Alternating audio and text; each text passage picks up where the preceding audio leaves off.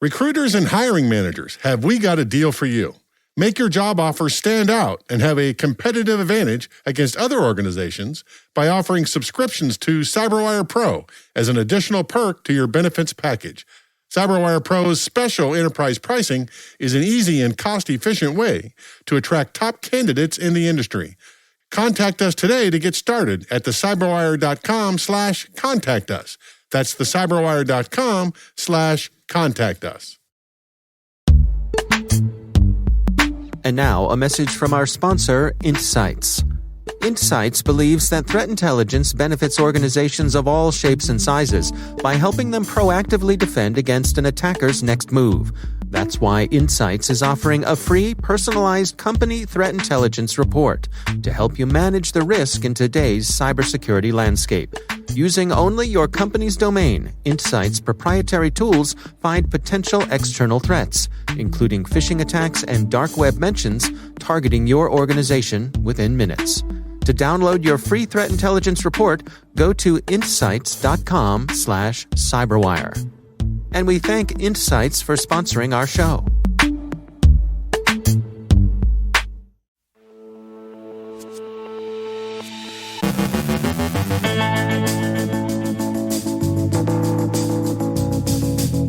Phishing with a bogus hardware wallet as bait, empty threats from a DarkSide impersonator, cyber vigilantes may be distributing anti-piracy malware, data security incidents at a cruise line and a U.S. grocery chain. Malek Ben Salem from Accenture looks at optimizing security scanning. Our guest is Edward Roberts of Imperva on their 2021 Bad Bots report, and a conviction for a crypter with a sentence to follow.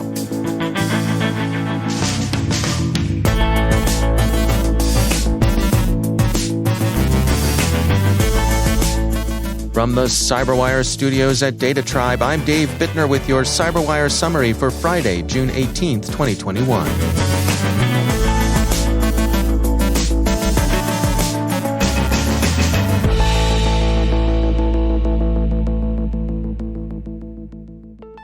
We're accustomed to phishing by email, and vishing is also now a fairly commonplace threat. There's a new approach, however, that dangles its bait in the form of a dongle. Hot for security, reminding readers that almost 750,000 customers of the hardware wallet Ledger had their email and physical addresses compromised last December, thinks we now know why. It appears to have been the onset of an elaborate phishing effort. Some Ledger users have received what appear to be replacement wallet hardware units. They are, however, bogus and represent an attempt to steal keys and cryptocurrency. Bleeping Computer has pictures of the devices and an account of the poorly written scam text that accompanied them. The device itself came in a slick, well-made, and professionally shrink-wrapped box, and the bogus key looks legit enough to be persuasive, but the accompanying letter should have blown the gaff to any moderately aware recipient, composed as it was in jarringly bad English with the poor idiomatic control characteristic of the cyber criminal.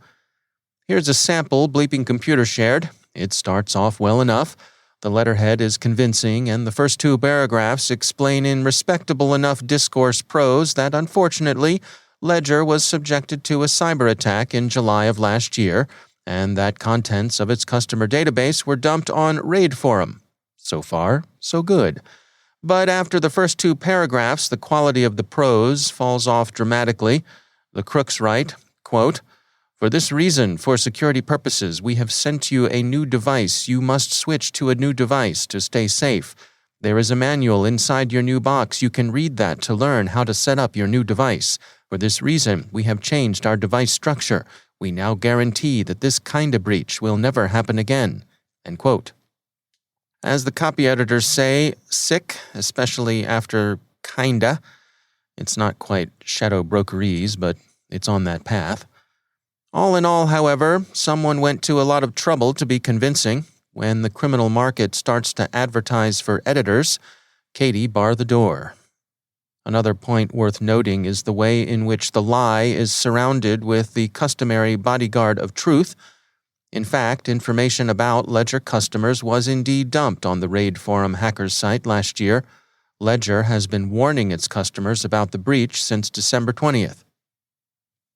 Success breeds imitation, proverbially the sincerest form of flattery, and this is no less true of criminal success than it is of legitimate achievement.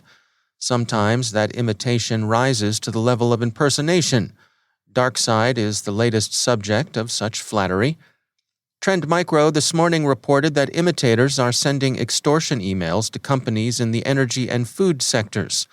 The target selection would seem to be shaped by the recent notoriety of ransomware attacks against Colonial Pipeline and the JBS Food Processing Company.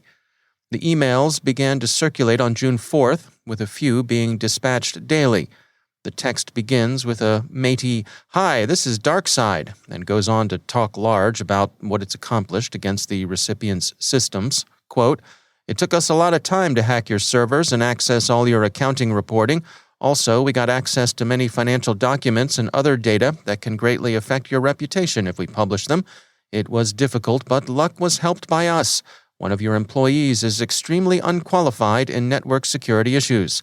You could hear about us from the press. Recently, we held a successful attack on the JBS. For non-disclosure of your confidential information, we require not so much 100 bitcoins. Think about it. These documents may be interesting not only by ordinary people, but also by the tax service and other organizations if they are in open access. We are not going to wait long. You have several days." End quote. So there. There are several things wrong with this, apart from the appearance of having been written by the same people who composed the third and fourth paragraphs of the letter that accompanied those bogus Ledger hardware wallets. For one thing, JBS wasn't hit by DarkSide, but rather by another gang, R-Evil, and that doesn't lend the pitch very much verisimilitude. Second, there's been no reported disruption of the target's operations. DarkSide usually sends its ransom note after the victim sees a problem. And third, there's no offer of any sample documents as evidence that the extortionists have the goods on the victim. So, the whole thing seems to be a tacky commercial analog of the low-grade sextortion emails that tell you, falsely, they've got saucy pictures of you that you'd probably prefer not to be plastered across the internet. Japan has been most affected, followed by Australia, the United States, Argentina, Canada, and India, with lesser rates of approach experienced by companies in China, Colombia, Mexico, the Netherlands, Thailand, and the UK. Trend Micro has some good news. They've looked at the crypto wallet the goons have directed victims to, and they've found no signs that anyone has actually paid up. We've heard a fair bit about cyber privateering lately, especially in the days surrounding the now-concluded Russo-American Summit. But cyber vigilantism hasn't been in the news much until yesterday, at any rate. You, of course, wouldn't download pirated software any more than we would, but suppose a friend were to ask your opinion. Rights and wrongs aside, even the basest self-interest should now lead that hypothetical friend to avoid doing so. Sophos has described what appears to be a strain of vigilante malware, apparently designed to prevent infected computers from visiting pirate sites. The malware has been distributed through BitTorrent and Discord, disguised as pirated copies of games and other software products.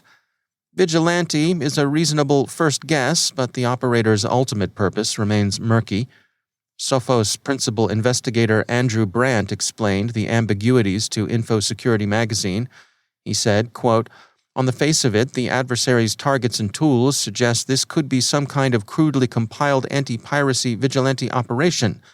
However, the attacker's vast potential target audience, from gamers to business professionals, combined with the curious mix of dated and new tools, techniques, and procedures, and the bizarre list of websites blocked by the malware, all make the ultimate purpose of this operation a bit murky." End quote. In any case, probably best to stay clear of the pirated software. Two other data breaches are in the news today. Cruise ship line Carnival disclosed that it sustained a data breach in March. The company told Bleeping Computer that the attackers accessed limited portions of its information technology systems. Some customer, employee, and crew information is believed to have been exposed, but Carnival thinks the probability that the data have been misused is low. And returning to shore, 2 unsecured cloud databases used by U.S. grocery chain Wegmans may have exposed customers' names, home and email addresses, phone numbers, birth dates, shoppers' club numbers, and hashed passwords to their store accounts, WCVB reports. Finally, in a case the U.S. Justice Department says is an example of how seriously it intends to take ransomware, Russian national Oleg Koshkin has been convicted on federal charges related to his operation of crypter websites, including Crypt4U, which helped ransomware and other malware evade detection by antivirus programs. The Department of Justice said that Koshkin and his co-conspirators claim that their services could be used for malware such as botnets, remote access trojans, keyloggers, credential stealers, and cryptocurrency miners, end quote. Mr. Koshkin faces a maximum penalty of 15 years imprisonment. He'll be sentenced on September 20th. And before we go, a heartfelt happy Juneteenth on this first observance of the newest U.S. federal holiday.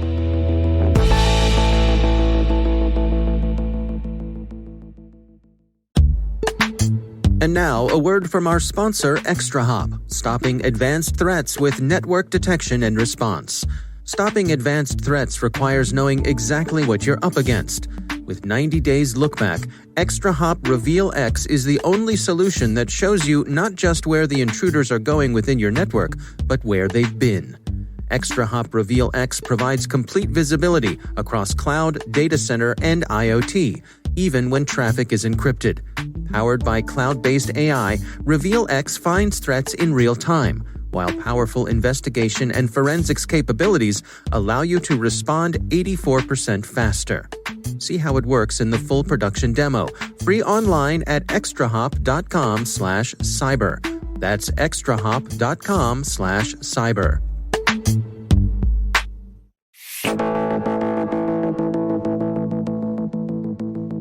There's that old joke that on the internet, no one knows you're a dog, and the same might be said for online bots. Some bots are loud and obvious, while others do their best to hide the fact that they are, in fact, bots. The team at Imperva recently published their 2021 Bad Bot Report, and joining us with highlights is Imperva's Edward Roberts. It's something that we've done for the past 8 years. So this is the 8th time we've published this report. And we look at it as trying to aggregate the data across our platform to see, the different kinds of bot traffic and human traffic that we see. So this is an aggregate report of data across many industries globally, telling you about the traffic that's on the internet and on websites around the globe.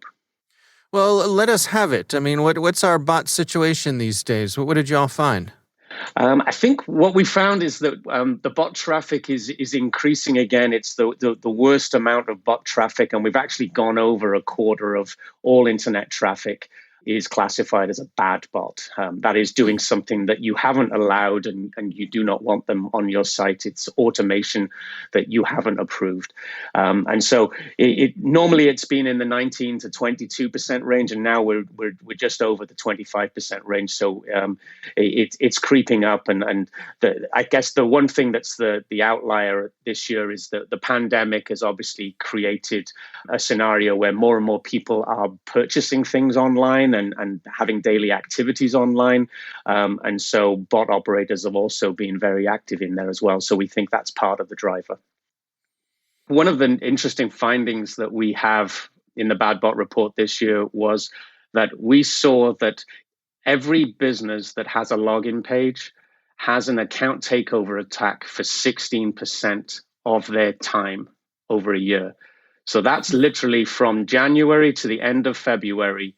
You've got a continuous ATO, account takeover, credential stuffing attack happening on your login page. So think about that as a volume. If that's something that you want to take care of, that a lot of people would not want the fraud that would follow those types of attacks. So that's kind of the average that we see. That's remarkable. I mean, what, 1 in 7, 1 in 8, I suppose, somewhere around there. of login attempts are fraudulent. Yeah, we've actually the actual number of attempts is 34% of all login attempts are fraudulent. But the amount of time that you suffer under these attacks, we said is 16% of the time. So that's effectively 2 months period. Yeah, let's dig into that some. I mean, obviously, we've heard stories in the news about things like, being able to having a hard time getting your hands on something like a PlayStation because bots have scooped them all up. Is that something you all have been tracking here through the pandemic? Absolutely, that is one of the big shifts. We would classify that as automated abuse called scalping, and people typically have known as scalping in the ticketing for shows or sporting events where you can scalp that ticket and get a premium price somewhere else, whether you sell it outside a stadium or what. That moved online. So scalping is a well-known problem from bots in the ticketing industry because there's the ability to make money off it if you can resell it at a higher price for a high demand show. What you've now is this has moved from shows, it's moved into the retail space. And now you've got this perfect storm of the pandemic where you weren't able to walk into stores and actually purchase these items over the counter and walk out with it. It all went online. So you actually had to go online to it. So the bot operators suddenly realized if they can grab as many of these consoles as possible and hoard them, they can arbitrage the price and get that increased profit margin from it. So it's a business for these bot operators. And so grabbing as many and hoarding as many of these gaming consoles as possible and then reselling them is how they're making their money and paying their mortgage. When you all are tracking the activity of bots, so how many of the bots are out there trying to not look like bots? Are there some that just do their business and are fine with everybody knowing and seeing that they are bots, but others that try to look more human-like? Yeah, I think that's we try and classify that as the sophistication level of the bots. So the more sophisticated they are, they try and emulate human behavior, right? They might move a mouse on a screen. They might pause before clicks. They might scroll the page. They might have characteristics that make them appear more human-like, because ultimately that's what businesses want on their website. They want humans on a browser, browsing, reading, purchasing goods, using services online. And that's the perfect traffic for them because that's where their business is going to thrive. What bots do is try and imitate that and look as human as possible. So the more sophisticated they are, they try and evade whatever detections are in there, whether it be rate limits or a lot of people might be familiar with putting capture in front of people to make them fill out, find all the traffic signs in this picture or whatever it is. That's a technique to remove automation. But there are sophisticated bots that can get beyond those captures and actually program and get through those. So there is definitely the range of simple bots that get caught by very simple techniques, and then there are more sophisticated that are trying to actively evade detection methods. That's Edward Roberts from Imperva.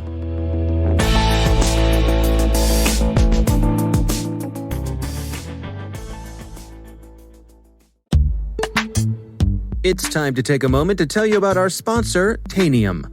Today, we rely on endpoints for everything from remote work to mobile banking, telemedicine, and online learning.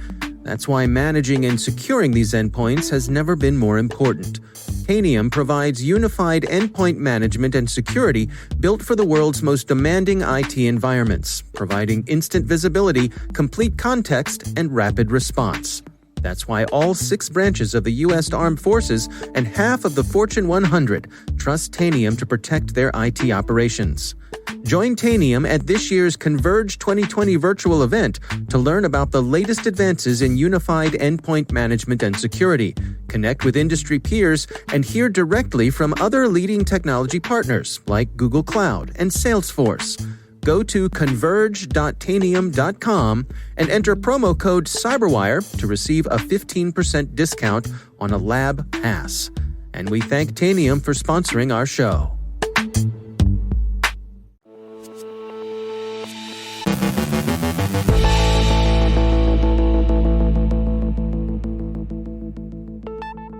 And I'm pleased to be joined once again by Malek Ben Salem. She is the Technology Research Director for Security at Accenture. Malek, it's always great to have you back. I want to touch base with you on application security. We've seen the recent executive order come down from the presidential administration. And I know that's something that you and your team are working on. Specifically, can we touch today on optimizing security scanning? Yeah, sure. Thanks for having me back, Dave. Yeah, with the executive order, I think there has been calls for even more scanning, more application scanning, and performing various types of scans. The static application security scan tests, or SAST, DAST scans, IAS scans, etc. But we know that these scans generate loads of findings that developers may not be able to respond to in a timely manner, or they may not be able to respond to at all, right? Especially for the vulnerabilities that are not that critical. So what we wanted to do is to help these development teams prioritize what they need to respond to. And we do so by several optimizations. Number one, we generate some exploitability rankings for these vulnerabilities so that the teams respond to the findings that have the highest exploitability. And some of the existing scanning tools do provide that, but we take it to the next level by adding some additional information about the vulnerabilities, such as their exploitability over time, their past exploitability, but also, these are scores that are available through the MVD database, right? Through their common vulnerability scoring system. They do provide some of these scores, such as the impact of the vulnerability and its exploitability. But it's based on the likelihood of that vulnerability being exploited. What we add is threat intelligence information about whether that vulnerability has been actually exploited, whether we've seen POCs, right, proofs of concept of that vulnerability being exploited, and how many of them do we see. Now, we also include information about the vulnerability notability. So if vulnerability is gaining notability in the media, that means it either has been used or is very likely to be used by malicious actors. By combining all of these scores, we come up with better exploitability rankings for these vulnerabilities that application teams and application development teams and security teams can use to prioritize which vulnerabilities they need to mitigate or remediate first. So is it part of the notion here that you're providing a lot more context to the information that they're getting? Absolutely. And that is key for these teams who are very time constrained. The second thing we do actually is identify any correlated vulnerabilities, or in some cases, any false positives that the scanning tools generate. We have realized that a lot of the vulnerabilities being found are actually false positives that teams do not have necessarily to respond to. And so we do some triaging to help these teams, and we do that through different techniques. Number one, we look at duplicates within the same scan. So we review the same scan and identify if there are any vulnerabilities that have been reported twice or more. And we remove those so that the teams, respond to fixing the vulnerability just once. We correlate findings between different types of scans. So we take the SAST scan and the DAST scan, and we try to identify if there are vulnerabilities reported in the same scan that are actually the same vulnerability. Again, this would help the team just respond to one, right? Mitigate just one instead of responding twice to these vulnerabilities reported differently on two different reports. And then the third thing, we do correlation between scans. So what I talked about, between scans in different time windows, right? So earlier I talked about correlating vulnerabilities between a SAST and a DAS scan, and that's at one snapshot. But sometimes we can correlate a scan done, let's say, a week ago with a scan that has been done today, and look at the correlations between the vulnerabilities between scans, and remove any false positives that have been identified in the previous scan, so that we don't have to respond to it again or analyze it in the current scan. And what we found out is that we can identify between 50 and 80% of these false positives, and we're able to save about 64% of the security analysts' time as they are reviewing these findings from the scans and as they are trying to triage them. And this can be all enabled through artificial intelligence. Now, that's fascinating. I mean, obviously, nothing is perfect, and I suspect, the AI is not perfect as well. But I mean, is the system constantly feeding back on itself so that as over time, the results that it generates are also improving? Absolutely. It is constantly learning, and it's constantly applying or contextualizing information for particular clients, because we know that the development environment for one of our clients may be different from another client. So we are optimizing that learning per client environment. Yeah, interesting. All right, well, fascinating stuff. Malek Ben Salem, thanks for joining us. Thank you, Dave.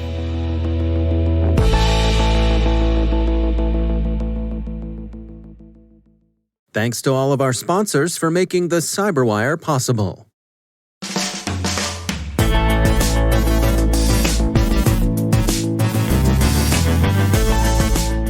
And that's the CyberWire. For links to all of today's stories, check out our daily briefing at thecyberwire.com. Don't forget to check out this weekend's edition of Research Saturday and my conversation with Gage Mealy and Yuri Polozov from Anomaly. We're discussing Primitive Bear, Gameradon, and it targeting Ukraine with timely themes. That's Research Saturday. Do check it out. The CyberWire podcast is proudly produced in Maryland out of the startup studios of Data Tribe, where they're co-building the next generation of cybersecurity teams and technologies. Our amazing CyberWire team is Elliot Peltzman, Guru Prakash, Kelsey Bond, Tim Nodar, Joe Kerrigan, Carol Terrio, Ben Yellen, Nick Valecki, Gina Johnson, Bennett Moe, Chris Russell, John Petrick, Jennifer Iben, Rick Howard, Peter Kilpie, and I'm Dave Bittner. Thanks for listening. We'll see you back here next week.